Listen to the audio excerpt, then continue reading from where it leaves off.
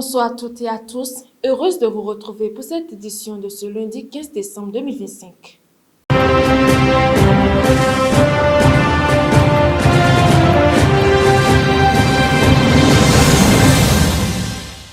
Nous démarrons ce journal par la RDC où des manifestations interdites à Kinshasa après la prise d'Uvira. En République démocratique du Congo, la situation reste tendue après l'avancée du groupe politico-militaire AFC M23 dans l'est du pays. À Kinshasa, les autorités ont interdit toutes les manifestations prévues ce lundi en lien avec la prise de la ville d'Uvira dans le sud Kivu. Si la capitale est restée globalement calme, un important dispositif sécuritaire a été déployé, notamment dans les quartiers sensibles et autour des ambassades. La chute de Goma en janvier dernier avait provoqué de violentes manifestations dans la capitale, poussant les autorités à la prudence. Ce week-end encore, le gouverneur de Kinshasa a appelé la population au calme, invitant les habitants à vaquer normalement à leurs activités, alors que les condamnations internationales visant Kigali semblent avoir contribué à faire retomber la pression. Au Maroc, au moins 37 morts enregistrés après des crues soudaines à Safi. Au moins 37 morts ont perdu la vie dans la ville côtière de Safi, au Maroc, sur la façade atlantique, à la suite de crues soudaines provoquées par des pluies torrentielles.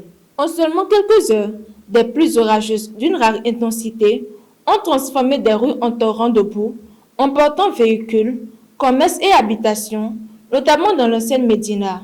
Selon les autorités locales, des dizaines de blessés ont été recensés, dont 14 personnes toujours hospitalisées, parmi lesquelles 2 dans un état critique. Les habitants restent sous le choc. Plusieurs quartiers ont été coupés du reste de la ville, les écoles fermées et les secours poursuivent des recherches pour retrouver d'éventuels disparus. Il s'agit de la catastrophe climatique la plus meurtrière au Maroc depuis plus de 10 ans, rappelant la vulnérabilité de certaines zones urbaines face aux événements météorologiques extrêmes.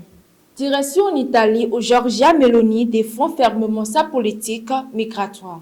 En Italie, la première ministre Giorgia Meloni a une nouvelle fois défendu sa ligne dure sur l'immigration. Lors du rassemblement politique organisé par le parti Fratelli d'Italia, elle a réaffirmé que les centres de rétention de migrants en Albanie restent, selon elle, un modèle pour l'Europe, malgré les blocages judiciaires et les critiques. S'appuyant sur des sondages indiquant que 70% des Italiens jugent l'immigration excessive, la chef du gouvernement estime que la défense des frontières, les accords avec les pays d'origine et l'externalisation des procédures d'asile sont désormais au cœur de la politique européenne.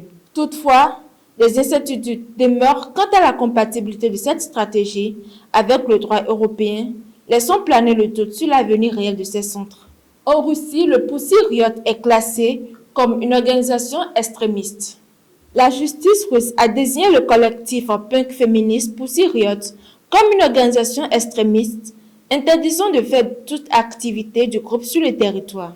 Opposé de longue date au président Vladimir Poutine, Pussy Riot s'était fait connaître en 2012 avec une action artistique dans une cathédrale de Moscou.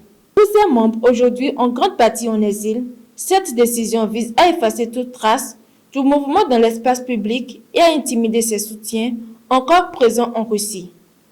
Le groupe rejoint ainsi une liste déjà longue d'organisations et de mouvements considérés comme indésirables par le Kremlin. Et pour finir ce journal au Royaume-Uni, un appel à renoncer à la grève face à l'épidémie de grippe. Au Royaume-Uni, le Premier ministre Keir Starmer appelle les médecins à renoncer à la grève prévue du 17 au 22 décembre, alors que le pays fait face à une épidémie de grippe qualifiée de sans précédent. Les hôpitaux du NHS sont sous forte pression, avec plus de 2600 hospitalisations quotidiennes liées à la grippe en Angleterre la semaine dernière. Si le gouvernement juge la grève irresponsable dans ce contexte, les syndicats rappellent que seule une amélioration des conditions de travail et de salaire pourrait éviter le mouvement social. Chez les patients, l'inquiétude grandit à l'approche des fêtes de fin d'année. Ainsi s'achève ce tour d'horizon de l'actualité internationale. Merci de nous avoir suivis.